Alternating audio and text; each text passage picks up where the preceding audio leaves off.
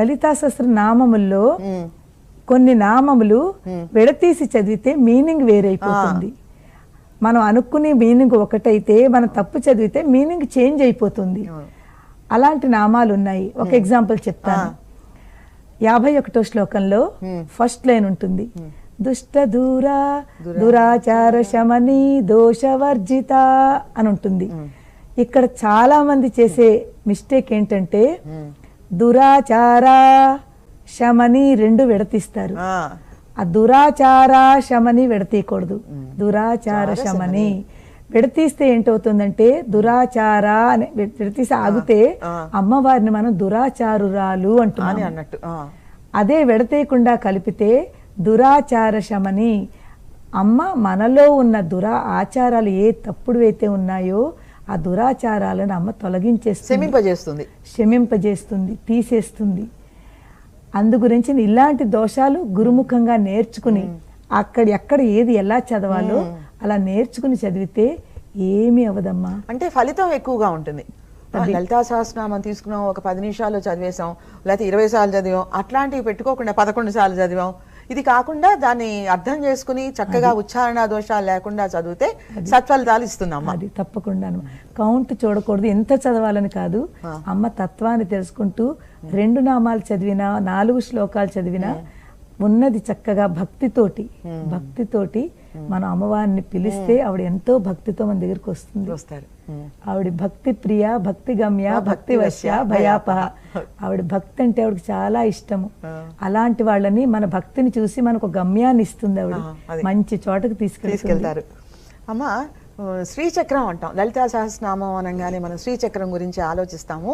అసలు ఈ శ్రీచక్రానికి లలితమ్మకి ఏమిటమ్మా సంబంధం? శ్రీచక్రరాజ నిలయ శ్రీమత్ త్రిపుర సుందరి. అమ్మవారు యొక్క స్థానము శ్రీచక్రము. శ్రీచక్రములో బిందు రూపంలో శివశక్తి స్వరూపిణిగా ఆవిడ కొలువై ఉంటుంది.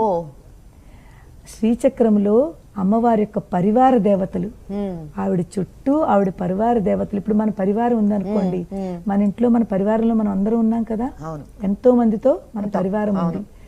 ఆ తన పరివార దేవతలతో అమ్మవారు బిందు రూపంలో శ్రీచక్రంలో కూర్చుని ఉంటుంది. కూర్చుని తన శక్తి తన పరివార దేవతలందరికీ ఇస్తూ, ఆ పరివార దేవతల యొక్క శక్తి ఎనర్జీ ఎప్పుడైతే మన శ్రీచక్రాన్ని పూజిస్తామో స్మరిస్తామో ఆ శక్తి అంతా కూడా మనకి లో ఫామ్ అవుతుంది. శ్రీచక్ర నివాసిని అంటారా? శ్రీచక్రపురమందు స్థిరమైన శ్రీలలిత పసిడి పాదాలకిదే నీరాజనం, పరమేశ్వరుని పుణ్య భాగ్యాల రాసియా సింహ మధ్య కురత్న నీరాజనం అని పాడుకుంటాం కదా. అవునమ్మా, శ్రీచక్ర నివాసిని ఆవిడ చక్కగా బిందు రూపంలో ఉండి ఆవిడ అందరికంటే పైన అక్కడ శివశక్తి స్వరూపం. ఆవిడ శివుడితో కలిసి ఆ బిందువులో ఉండి తన శక్తినంతా కూడా తన పరివార దేవతలు, ఆ పరివార దేవతలు అమ్మవారి శక్తినంతా కూడా ఆ శ్రీచక్రాన్ని పూజించినప్పుడు తలుచుకున్నప్పుడు మనకు కూడా ఆ వైబ్స్ మనలో వెళ్తాయి. చాలా బాగా చెప్పారమ్మా. అమ్మ, వసిన్యాది మీరు ఇప్పుడు అన్నారు కుటుంబము పరివారం అని. అమ్మకి వసిన్యాది దేవతలు అంటూ ఉంటాం కదా, అసలు వసిన్యాది దేవతలు అంటే ఏంటి?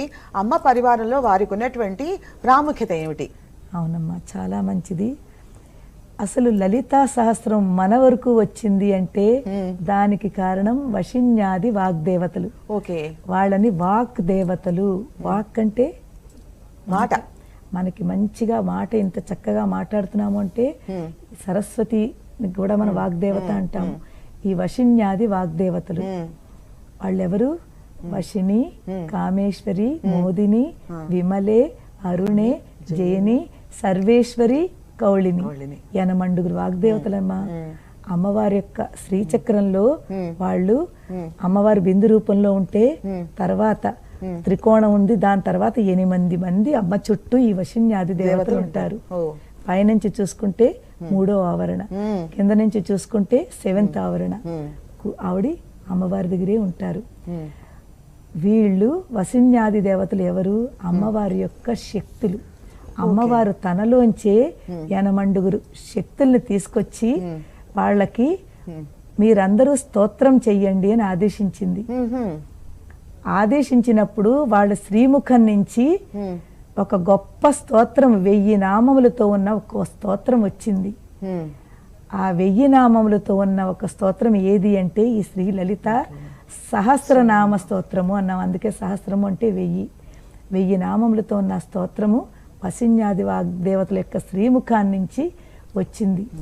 ఎప్పుడైతే వచ్చిందో ఆ వాగ్దేవతలు ఆ స్తోత్రం చేస్తున్నప్పుడు, అమ్మ నామములు తీసుకుంటున్నప్పుడు అక్కడ కూర్చున్న బ్రహ్మాది దేవతలు అందరూ కూడా ఆ వైబ్రేషన్స్ ఏదైతే, ఆ శక్తి ఎనర్జీ ఏదైతే ఫామ్ అయిందో వాళ్ళు కూడా దాన్ని తట్టుకోలేకపోయారు. అంత వైబ్రేషన్స్.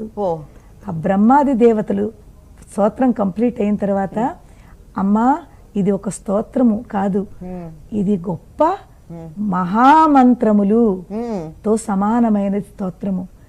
ఈ లలితా సహస్రనామ మహామంత్రములు, దీని యొక్క ఎనర్జీ, దీని యొక్క శక్తి ఇంత అంతా కాదమ్మా అని అన్నప్పుడు అమ్మవారు వాళ్ళకి ఆదేశించింది. ఏదైతే ఇప్పుడు మీరు మహామంత్రములు అంటున్నారో, మీరు అన్నది కరెక్ట్. ఈ మహామంత్రములని పూర్తి భూప్రపంచం అంతా కూడా మీరు వ్యాపించండి. ఈ ఎనర్జీ, ఈ శక్తిని ప్రతి ఒక్కళ్ళు తెలుసుకోవాలి, అందరి వరకు ఇది చేరాలి అని ఆదేశించింది. అక్కడి నుంచి వచ్చిందమ్మా ఈ లలితా శాస్త్రం. అంటే ఈ వసిన్యాది దేవతలు అక్షర దేవతలు, వాక్ వాళ్ళ శ్రీముఖం నుంచి వచ్చింది. వాక్ దేవతలు అంటారు, అందుకే వాళ్ళు వాగ్ దేవతలు.